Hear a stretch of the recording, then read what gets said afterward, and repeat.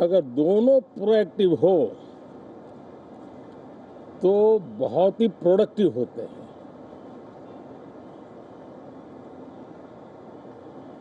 और दोनों को प्रोडक्टिव होते हैं तो देश का कल्याण होता है, जीव मात्र का कल्याण होता है। और इसलिए हम यही प्रार्थना करते हैं कि मॉनसून भी प्रोएक्टिव रहे, मॉनसून सत्र भी प्रोडक्टिव रहे। साथियों, पिछले एक महीने में देश ने अनेक सिद्धियां प्राप्त की है और देशवासी गर्व से भर जाएं, इस प्रकार की सिद्धियों का सिलसिला चला है। चाहे राष्ट्रीय हो, अंतर्राष्ट्रीय हो और अब तो अंतरिक्ष भी हो। एक प्रकार से भारत के लिए गर्व के पल रहे हैं। पिछले वर्ष मॉनसून सत्र के ठीक पहले भारतीय नागरिक इंटरनेशनल स्पेस स्टेशन पर पहुंचा था और कल ही परसों भारत का एक युवा स्टार्टअप, उसने बहुत बड़ी सिद्धि प्राप्त की है। विश्व के कम ही देश हैं जहां इस प्रकार से प्राइवेट साहस हुए हैं और भारत के युवाओं ने अंतरिक्ष में नई उड़ान भरी है। बहुत बड़ी सफलता है। और ये जो स्काईरूट स्टार्टअप है, उसमें जो नौजवान काम कर रहे हैं, मुझे बताया गया उनकी पूरी टीम की जो एवरेज एज है वो सिर्फ 28 साल है। ऐसे नौजवानों ने ये काम करके दिखाया है। मैं किसी 56 साल के नौजवान की बात नहीं कर रहा हूं। मैं देश के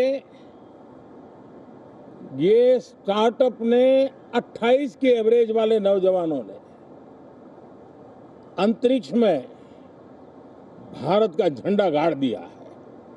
उनको तो बधाई है ही है। लेकिन ऐसी बातें जो हैं, जो भारत को आत्मविश्वास से भर देती है, विश्व में भारत का प्रोफाइल सर्वमान्य, सर्वस्वीकृत बनता जाता है। साथियों, ये संयोग नहीं, ये एक संदेश है और बड़ा मजबूत संदेश है कि हमारे देश के युवाओं की क्षमता और उनकी आकांक्षा अंतरिक्ष जितनी असीम है, इससे बड़ा संदेश देश के लिए कोई और प्रेरणा नहीं दे सकता है। साथियों, जो रिफॉर्म एक्सप्रेस पर सवार होकर के आज देश चल पड़ा है, उसी का नतीजा है कि भारत के नौजवान इतना बड़ा साहस कर पाते हैं और सफल भी हो रहे हैं। साथियों, पिछले दिनों राजस्थान में बहुत बड़ी ऑयल रिफाइनरी देश को समर्पित की गई। पिछले कुछ सप्ताह पहले एक सेमीकंडक्टर प्लांट, यानी तीसरा, देश को समर्पित किया गया। अभी कुछ दिन पहले ग्रीन हाइड्रोजन से चलने वाली ट्रेन, और विश्व में बहुत कम देश ऐसे हैं कि जिनके पास ये सुविधा है। लेकिन भारत ने जो हाइड्रोजन ट्रेन देशवासियों को समर्पित की है, वो सबसे ताकतवर इंजन वाली है और सबसे लंबी है। ये अपने आप में भारत के वैज्ञानिक, भारत के इंजीनियर्स, भारत के इनोवेटर्स, भारत के उद्यमी, भारत के श्रमिक, ये जो एक लक्ष्य लेकर के देश के लिए जी रहे हैं, देश के लिए काम कर रहे हैं, उसी का परिणाम है। साथियों, हम भली भांति जानते हैं और पूरी दुनिया चिंतित भी है, लगातार कहीं न कहीं युद्ध की स्थितियां बनती रही है। पश्चिम एशिया के युद्ध के कारण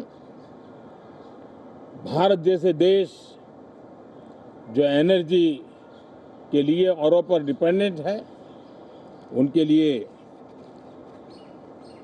ये पश्चिम एशिया का युद्ध एक बहुत ही बड़ा संकट का कारण रहा।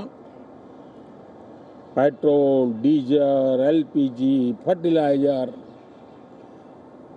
केमिकल्स, यानी हर विषय में अनेक बाधाएं, अनेक संकट आए। उसके बावजूद भी भारत 7.7% के ग्रोथ से दुनिया की मेजर इकोनॉमी में सबसे तेज गति से आगे बढ़ने वाला देश बन के रहा।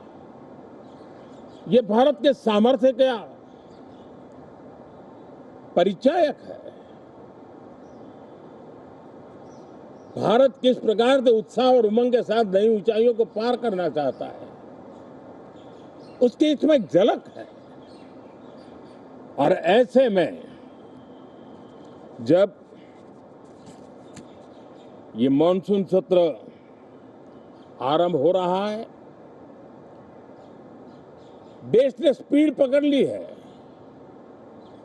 और संसद का स्पिरिट उस स्पीड में नई ऊर्जा भर सकता है। सकारात्मक स्पिरिट राष्ट्र के लक्ष्यों को प्राप्त करने के लिए बहुत आवश्यक होता है। हमारे सदन में बहुत अनुभवी सांसद भी है, दल उनका कोई भी हो, लेकिन उनके पास एक लंबा अनुभव है। ऐसे समय में उनके अनुभव की, उनके ज्ञान की संसद को भी जरूरत है, देश को भी जरूरत है। और इसके लिए संसद का चलना, सार्थक चर्चा होना, मिलजुल करके देश को आगे ले जाने के संकल्प लेना, ये मैं समझता हूं कि बहुत ही समय की मांग है। एस्पिरेशन से भरे हुए देश के युवाओं की मांग है कि हम आगे बढ़े। आज समय की मांग है कि राष्ट्र निष्ठा से भरे हुए, राष्ट्र भक्ति के लिए जी रहे आवाज को सदन में उचित मंच मिलता रहे, वे अपनी आवाज को बुलंद करे, देश को दिशा दे। और इसलिए मैं आशा करता हूं और मुझे पक्का विश्वास है, जहां तथ्य होते हैं, जहां तर्क होते हैं, वहां तूफान के लिए जगह नहीं होती है। अगर तर्क मजबूत है, तथ्य मजबूत है, तो शांत चित्त से भी अपनी आवाज को बुलंद बनाया जा सकता है। मैं आशा करता हूं तर्क और तथ्य के साथ सदन की चर्चा को समृद्ध किया जाए, हर आवाज को अवसर मिले, हर विचार को सम्मान मिले। ये संसद की हमारी भूमिका है। मैं सभी सांसदों से बढ़ चढ़ करके इस सदन में हिस्सा लेने के लिए निमंत्रित करता हूं। आज सुबह स्पीकर महोदय जी ने भी सोशल मीडिया के माध्यम से देश के सांसदों का स्वागत करने के अपने भाव को व्यक्त किया है।